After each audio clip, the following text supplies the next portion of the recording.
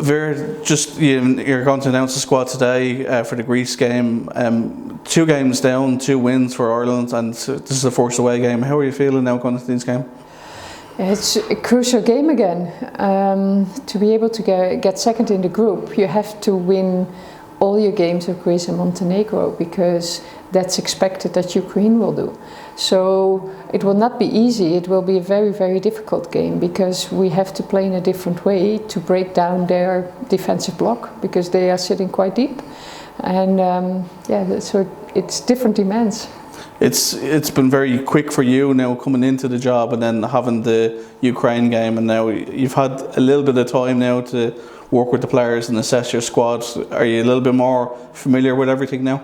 Yeah, the squad is amazing. It's a bunch of tigers. Yeah, and in all sense they're always concentrated on their task, on their job. But there's also lots of fun and lots of vibes in the squad, and they give everything for the country. So that's a very good atmosphere to work with, and in that atmosphere you get to know each other very, very quickly.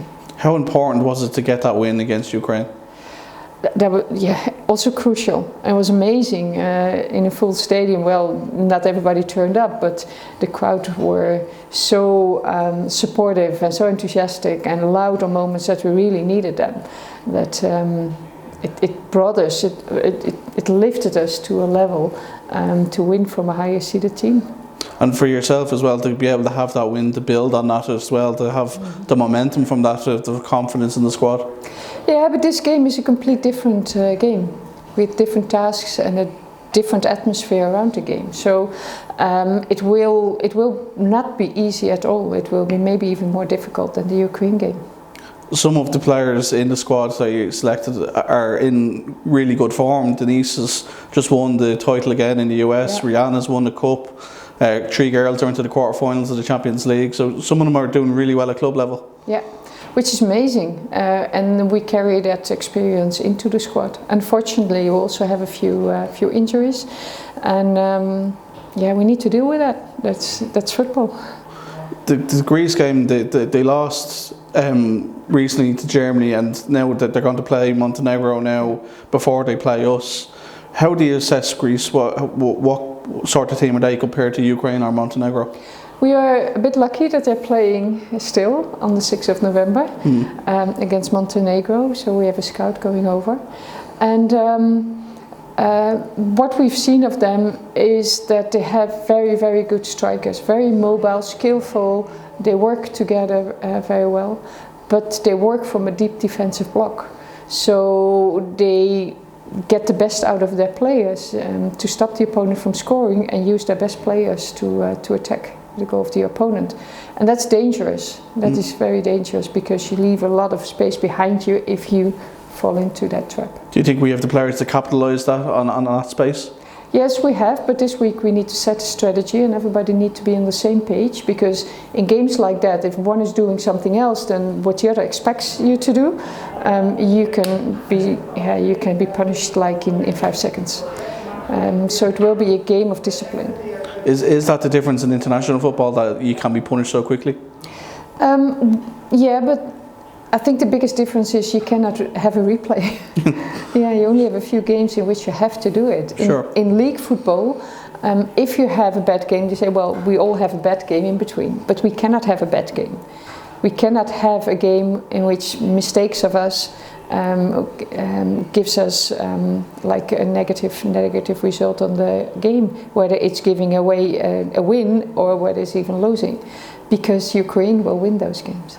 How pleasing would it be to end 2019 with a win, 3 wins in the group?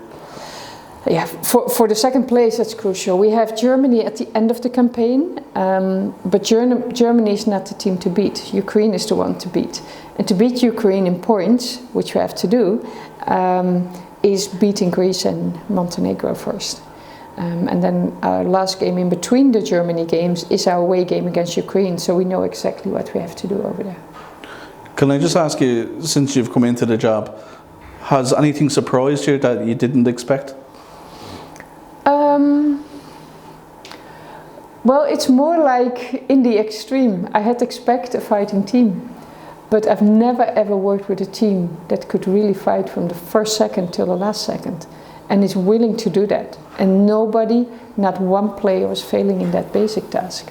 And that's, well, if you say it's maybe a surprise. I had expected a team that would fight for a win, but this was just amazing. I've never seen this before.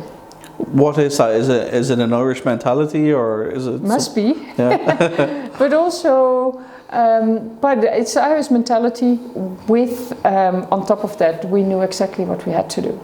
And the players were very much aware that they had to play like that to get a result, that nobody could fail in that. And we've been working on that the whole week, because only then you can get the best out of each other. How aware were you of the Irish players before you took the job? Did you know many of them from the outside? I knew them, but of course not in detail. They were in the group of the Netherlands for the World Cup qualifiers. So I've seen them playing several times, but when you're in the squad, you get to know the personalities. It's completely different, of course.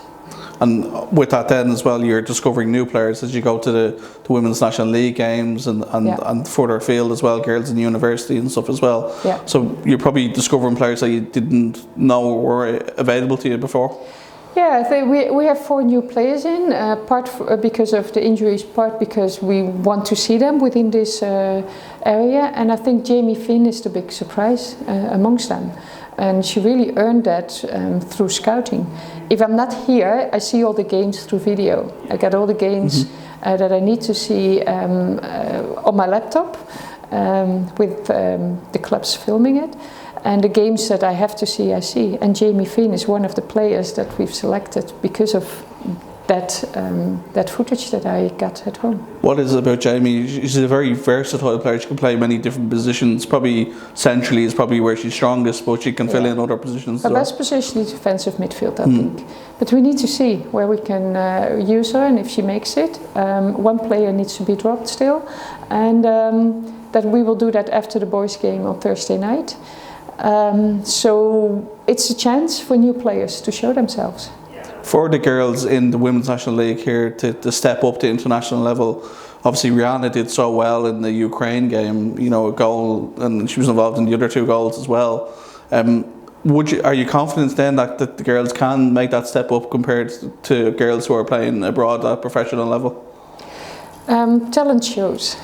And talent beats everything. So it's up to them to show if they're ready for it. I don't know yet, but they shown their skills, they've shown their talents, so they've earned their place.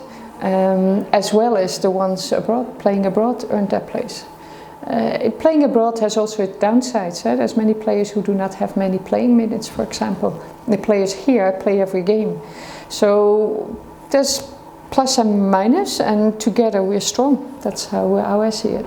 Did you find that balance, because you've been involved internationally wise with a couple of teams in your career? Have you always found that to be the same way, that it's the pluses and minuses? Yeah, and you need to get the best out of players. That's my starting point. That is the way that I'm coaching. So I try to eliminate what players are not so good at, and I want to emphasize in what they're good. And if you have a lot of variety in your team, you can create a strategy that brings that out. And we've shown that against Ukraine. I think that everybody played at their max. Because when a player, if they're not playing at club level and they come into international camp, it could be a great opportunity for them to obviously get game time with you, but also for you to change their spirit and their mentality and kind of get them kind of fired up again. Yeah, but I select players to win a game. Sure. And I hope that the outcome is that there's a vibe that everybody feels, wow, if I do well, I have a chance, I get a chance. Because to me, I don't care where players play, I care how good they are. And of course, if you're playing abroad, you train every day at the top level, which could help you in your development. But the players here, if you see the cup final, that's a real game. That's not something like a second-class game or something. So it's about the best and nothing else. Your experience at the international level coaching-wise, how have you found that over the past decade or so? You've been with Scotland, you've been with South Africa, you've been with the Netherlands, you were helping with Thailand as well. Yeah. You know, how have you found that experience in terms of shaping you as a coach? I think the technical demands are the same everywhere, because I always adapt to what I have in front of me, to the players, to the culture. That's my starting point. So whether that's Thailand or Ireland or Russia, South Africa or the Netherlands, Scotland, the same, Houston Dash, even the professionals, that starting point is the same. But what I do learn a lot from coaching everywhere is how to get everything out of players in different cultures. Because of course the culture in Russia or the culture in South Africa or in Ireland, that's completely different background for each individual player. The thing is that the rules and the tasks are the same the moment the referee whistles. How to get there and how to get the best out of players is then the challenge, and I learned so much from that. But to be honest, if Ireland would have been around the corner of my home, I would have loved that. If Russia would have been around the corner of my home, I would love that either. It's not about the travel, it's about the players that makes me travel. And across each of those teams, do you carry a particular style of play that you want to implement with each team, or does it change? No, that depends on the players that I have in front of me. And people have a certain idea of a Dutch playing style, whatever that then is, because I don't know what it is. But playing from out of possessional play and total football, keeping them in the half of the, they call that Dutch. I don't think so, because everywhere in the world they play like that. But if you take that as the Dutch culture, I've not played like that with the Dutch national team, because they were not ready for that at that point. We were the youngest team in the European Championships in 2009 by far, with 21 years of average age. We were debutants. They were all amateurs, so we played a very basic, realistic style, and we reached the semi-finals, and on 4 minutes to go we could have reached the final even of the European Championships. With South Africa we played a much more diverse style with much more creativity, because we had more creative players, and maybe that is closer to what people think that is the Dutch style. With Ireland, we start with a realistic play, that we get the best out of the play, so that the creative players can do their job and the disciplined players can do their job the best way they can, to get the best out of the players. And we see which direction it goes. It depends on how the players grow and what they learn and what they bring in and which talents we bring in. So for me, the playing style, the strategy depends on the players that I have in front of me. Not me as a coach, but it's the players that demand. International football can be difficult in that you don't have the same set of players every camp due to injuries or for various other reasons. Yeah. And that's difficult. Is that difficult then to maintain getting your message across and kind of, keep working with the players of which way you want them to play then? It could have an impact on continuity. But to be honest, we have every month about 10 days. The first days they go home, so let's say 7 days together in a month. So that's 25% of their football time. And that means if you keep going, there will be continuity, and players will go out but come back in, and slowly we will create the, let's say, the style that suits this team with these players, and that can evolve to a different style as well. Huh? I suppose you took the job with the hope to qualify from this campaign. Now that you've started, you've had your first game, are you a little bit more confident that that is achievable? It is achievable, but I was already confident before I started. Because what I spoke about before, this basic style of never ever give up, but indeed never ever give up, and nobody failing in that basic task. That gives a guarantee that you can achieve high results, very high results. Now, to qualify, we need something to add it. It's not just fighting, and we have the creativity and we have the talented players to bring that extra, both in defense, as in midfield, as up front. We have key players that can bring what top level football needs. And that's due to the whole process before I came. So yes, I am confident that we can, but we cannot fail. That is the most difficult thing. It's now my second game, and we cannot fail. So players need to be fully concentrated again and again and again to be able to qualify. Can I ask you about Eileen Gleeson? Eileen's come in as your assistant coach. Eileen has great experience in the league here, and she's done terrific work away from the pitch as well to get herself qualified in many different areas as well. What has she brought to the setup for you, and has she allowed you to get familiar with Irish culture, Irish ways, Irish players? Well, apart from that, we connect very well. We laugh a lot, and that is a very good point, because you need to enjoy each other's company. She's a real character of the game, but her knowledge is invaluable. Her knowledge of the Irish game, she knows every single player, she knows the background of every single player, she knows every club, she knows the background of every club, she knows every manager, she knows the background of every manager. And I would have never ever been able to start the way we did without her. So I'm so happy that I made the choice to bring in Eileen, because that is exactly what I was looking for. And you brought in Jan as your goalkeeping coach as well. What does he bring, and how long have you worked with him? About 11 years. Really? Okay. Yeah. And we know each other already for 35 years or so. But Jan Willem has a great sense of reading the game. He's goalkeeping coach, his background is goalkeeping, he's been a top professional goalkeeper, been in all the youth national teams and once in the A squad. But he did all the coaching licenses up to the UEFA A license. And the reason why I wanted him in was not because I wanted a different goalkeeping coach, but I wanted somebody in who knows me, who knows how I work, because we did not have a lead up to Ukraine. We only had a few days. So I needed somebody who could keep me sharp and keep me awake, which in fact happened. He made a few suggestions, because he can step back and have a look while I'm busy with, let's say, shaping the team, and then you miss things.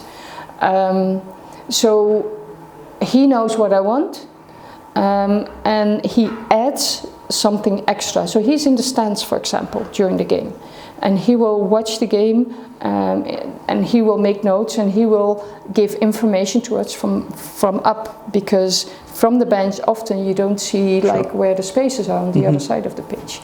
And we've worked like that already for years, and that's working very well. So is that a regular contact during the game, or is it at half time and full time? Now, since last year, you can have contact with the stands. It's allowed. Before it wasn't allowed, but now we have it during the game also. And how beneficial has that been then to have that during the game, the difference? Very beneficial, because he can see when the lines are a little bit too far out, or when on the other side of the pitch a player needs to step in a bit. Sure. You can see that from the top, but you cannot see that from the bench. Yeah, that's a huge plus for you then going forward then. Yeah, also because I know when he says something that I need to act. I don't have to first think, does he know what I want? So is this part of how I want to have it shaped? When he says it, I know it's spot on, and I can immediately act. I know this is only your second game, but you seem to be enjoying the whole experience so far. Yeah, it's amazing. We have such a great vibe, not only the players with the players, but within the staff. We have such an amazing professional staff. It's unbelievable. Also, that I truly mean it. I've never ever experienced that at the start, that everything was just set. Everything is organized. Everybody knows their task. Everybody is just working, but in an atmosphere that is open, transparent, and we have a lot of fun as well. And surely that will be a factor towards success as well. That's crucial. Everything is crucial, because everything needs to fit into this puzzle. And with a staff that is open and transparent, and who discuss everything and never feels threatened when you discuss something, like I'm never threatened when somebody discusses something with me. We created in 1 week an environment that we were giving each other feedback, just in a very natural, relaxed way. And yeah, I'm just everything fits. Now we just have to get the win against Greece Exactly. and roll on. Exactly.